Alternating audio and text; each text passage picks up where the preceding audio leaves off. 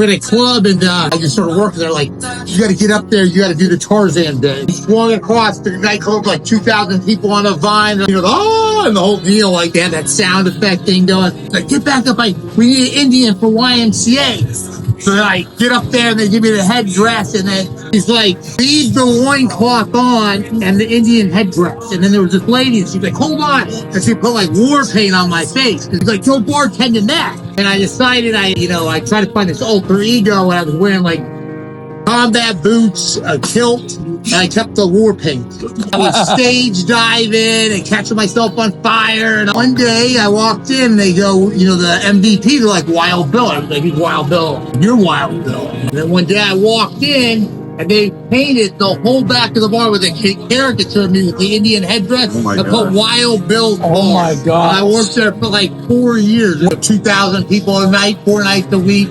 Wild Bill, Wild Bill, Wild Bill. And the same guy who named me Wild Bill said, look, like, I'm going to help you. He's going to call the company Wild Bill Entertainment. I started the company, and it ended up becoming a big restaurant consulting company. And I went all the way from Manhattan back to South Florida, Orlando, all over the place. And 30 years later, and it just did. Even my son, I remember running from people on the mall and then go, Wild Bill, at Publix or wherever. I'm like, oh, my kid's with me, wow. And and I adopted my son when he was like 2.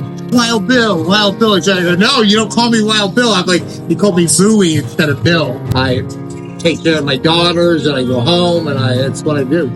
I work for my kids. I work for them. It's safer that way for everybody. Wild Bill, playing it safe. Never thought you'd say that, right? Wild Bill. I'll probably throw my hip by trying to stateside off the bar these days. Well, let me just encourage you, because I think it's really cool. Like, you sacrifice yourself for people you love, children you love. Believe me, they saved me, but thank you.